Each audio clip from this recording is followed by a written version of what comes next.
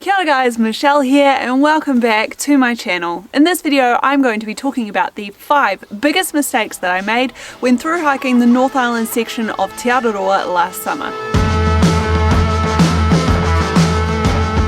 Now, as a complete beginner through hiker who was starting the trail, in fact starting long distance hiking for the first time on Te Araroa, I knew that there were going to be some things that the trail threw at me over the course of that 1700 kilometres I hiked on the North Island that would end in some unfortunate mistakes and things being made. So in this video I'm going to talk to you about those things to hopefully give you an idea of what to avoid when you're planning your through hike. So first up is something that I ended up doing on the very first day of the trail, and it was a silly mistake to make, and that was when I cut into my food bag when I stopped for lunch on the very first day I was hiking. Now, all in all, taking everything else into account, this really wasn't something that was a massive mistake to make.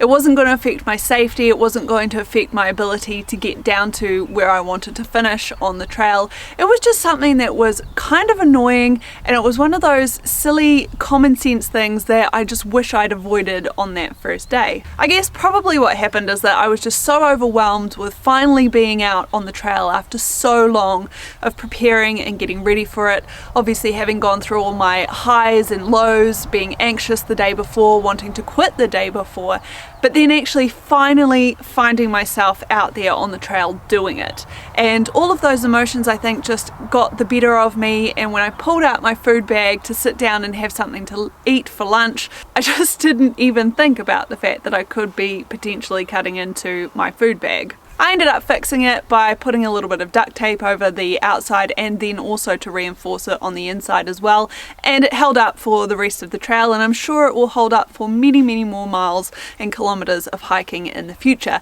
But it was just that annoyance factor that I had to deal with for the rest of my journey on Te Araroa. Now, the second mistake that I made on Te Araroa was not switching the way that I was carrying my tent when I was crossing the estuaries up north of Auckland. Now, you might be thinking, why is this such a big issue? Well, normally, especially if my tent was wet, I would be packing my tent onto the outside of my pack at the bottom using the tent attachment straps on the bottom of the Z-Pack's arc haul, and it would sit there very comfortably whilst I was hiking all day.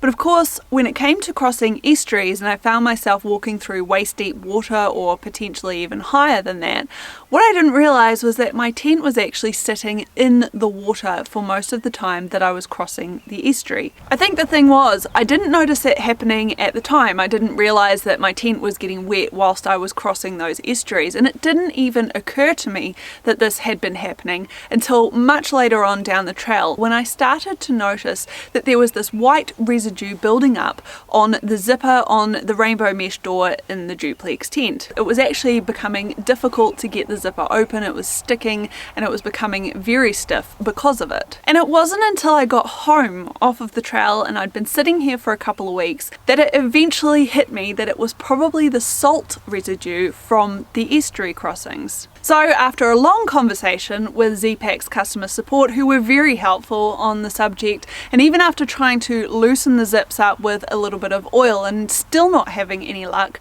I eventually decided to try just a little bit of warm water and some very mild soap, and it worked perfectly. Now, even though the tent seems to be perfectly fine now, touch wood, I'm still a little bit concerned that the corrosive effect of the salt water from those estuary crossings might have a more long-term effect on the DCF material that the duplex is made out of, and even on the waterproof coating on the outside, and it might just be completely in my head, but it seems as though the outside of the tent doesn't have quite the same sheen to it anymore that it did before. So I'm just gonna play it by ear. I've done a lot of waterproofing tests since I realized that that's what had happened, and so far it still seems to be just as waterproof as it was when I first purchased it. But it's something that I'm gonna keep an eye on. And it's just annoying that it was such an avoidable thing. I could have so easily just taken the tent off the bottom of my pack and just attached it to the top every single time, and I wouldn't have had to have worried about this at all. So this was something that was completely avoidable, and I'm hoping that by mentioning it here, I'm going to save somebody else the anxiety of having to worry that they ruined their $1,200 or $1,300 tent by walking through an estuary crossing with it on the bottom of their pack. So the third mistake that I made while through hiking the North Island section of Te Araroa was switching from my Ultra Lone Peak trail runners to my Keen Tagi boots after walking 1,500 kilometers in the trail runners. Now, on a through hike like Te Araroa, where you're looking at hiking thousands of kilometers all in one go, you are going to expect to have to change your shoes on a regular basis. Now, the amount of times that you're going to have to change the shoes and the amount of kilometers each pair of shoes can take will depend on the person.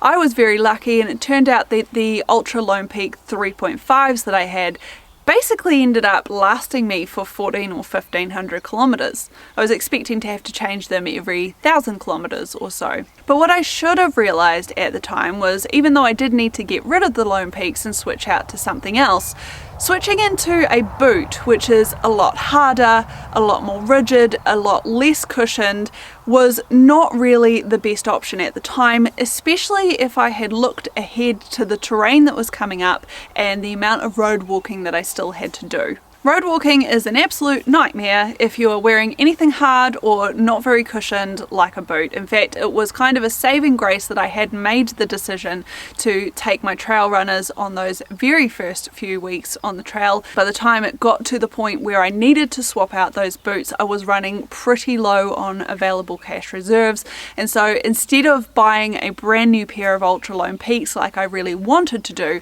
I sort of had to make do with what I had. And all I had at home were my Keen Tagi boots. Now, these boots are fantastic. I would definitely recommend them if you're going on short hikes or if you're walking in cold environments or anywhere that you would prefer to keep your feet dry while you're hiking.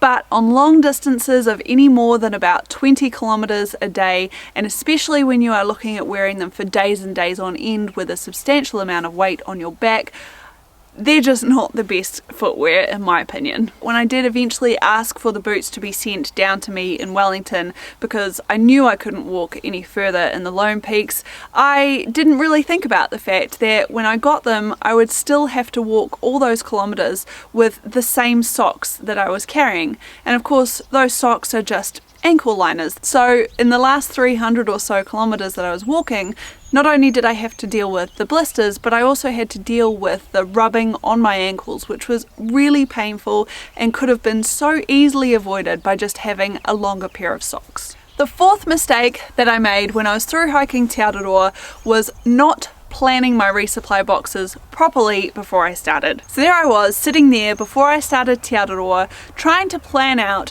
where I was going to send all of my resupply boxes. So I'd look at the maps, I'd look at the spreadsheets that I'd made, and I'd see that, for example, there was 4 days between one resupply box to this location and one resupply box to this location. And I looked at that and I said, okay, 4 days, I need 4 dinners and I need 4 breakfasts in my box. So I'd go ahead and pack that all into my resupply box, and that would be earmarked for that one particular section. But of course, what I didn't realize is that just because I have a 4-day section doesn't necessarily mean that I need 4 of each thing. So for example, a 4-day section, I could be starting at a town at the start of that section and I might want to pick up some kind of breakfast at a cafe or something on the way through. So that means I don't need a breakfast for that day. And similarly, when I get to the end of that section, I might decide that it was a really tough section and I wanted to pick up a burger or something in town when I got there. And that meant that I didn't need the dinner that I had packed for that day. So in actual fact, 4 days worth of supply ended up working out to about 3 dinners and 3 breakfasts. And before I knew where I was carrying an extra 2 or 3 days worth of supply just because I had not planned it properly. Now this is all very well and good, but I remember vividly getting out of the Moorpork Onakainga track into Whananaki up in Northland and turning up there to pick up my resupply box and just being in tears because I had at this point about 3 extra dinners and 3 extra breakfasts. I just walked up massive hills all day for about 5 or 6 hours and carrying all of this food in my pack, and then there wasn't really a post office there that I could mail that extra food back home.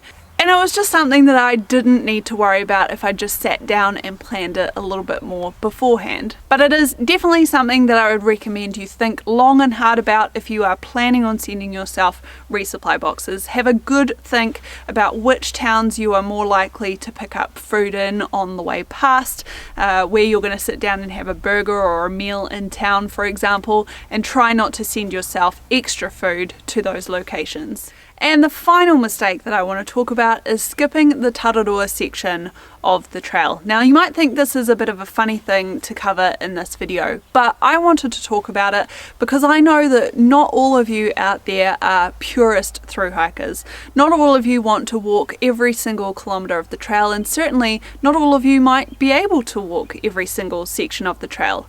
You might remember that when I started out, I was battling some quite severe anxiety problems, and especially on those first few days when I was actually on the trail. And so I purposefully started out on the trail by giving myself permission to skip any sections that I needed to skip, or even if it came to it, to quit whenever I needed to quit. And I found that this was a really great mentality for somebody like me with my particular situation and my particular issues to have while I was out on the trail, because it enabled me to retain some sort of control over what I was doing. One of the things that I struggled the most with when I was on the trail, and especially in those first few weeks when I was getting used to the concept of being out on a thru hike, was often finding myself in these larger groups of hikers who, in my opinion, all seemed to know what they were doing. They all seemed to have the strength of character, the strength of body, the strength of purpose to push on and to do things without moaning,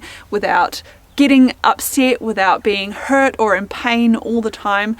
They just seemed like these bastions of strength, and I didn't feel like I really fit in that little group. And the biggest mistake that I made was trying to force myself and push myself to keep up with those people, because the alternative was to hike by myself. So by giving myself that permission to either skip sections or to put myself in situations that made me feel more comfortable rather than less comfortable, I was able to, for example, make the decision to skip the Ratia and Northland Forest section of the trail when I got to them. And even to this day, I don't regret skipping those sections when I did. Skipping that section in particular was a very important turning point for me in my thru hike.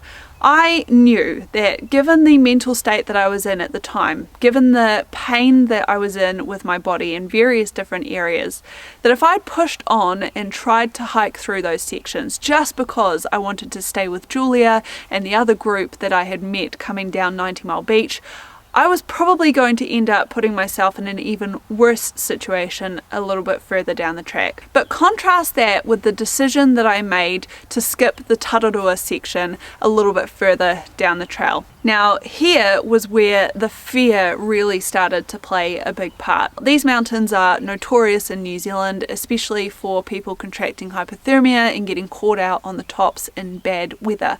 I knew that if I was going to be heading into these mountains, that I wanted to be around a group of people that I could trust and that I could be safe with. The closer I got to actually having to go through that section, the more that these thoughts were weighing on my mind, and eventually I made the decision not to send myself a resupply box for that section, which effectively meant that I would have to skip it when I got there. I made my plans and I made my peace with this, and I was totally happy.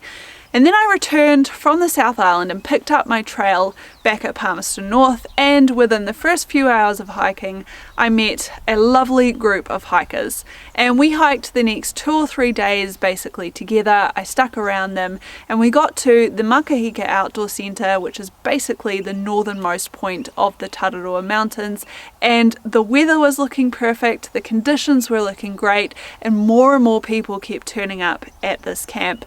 And I remember sitting there thinking to myself, I really just want to carry on. But unfortunately, I didn't have that food there, I didn't have the resupply. In hindsight, There are so many things that I could have done to push through the mountains at that point. The weather was going to be perfect for the next 4 days, and if you hit a good weather window on the Tararoa mountains, you just need to go for it.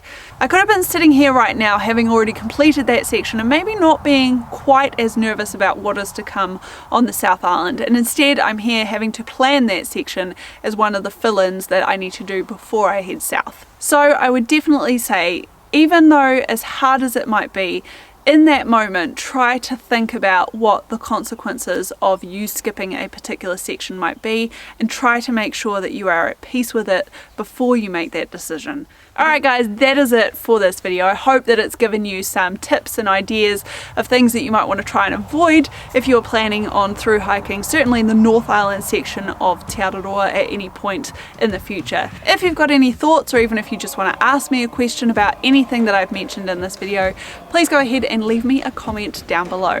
Otherwise, if you liked this video, please go ahead and give it a thumbs up. Don't forget to subscribe to my channel and ding that notification bell. Until next time guys, take care and stay safe out there.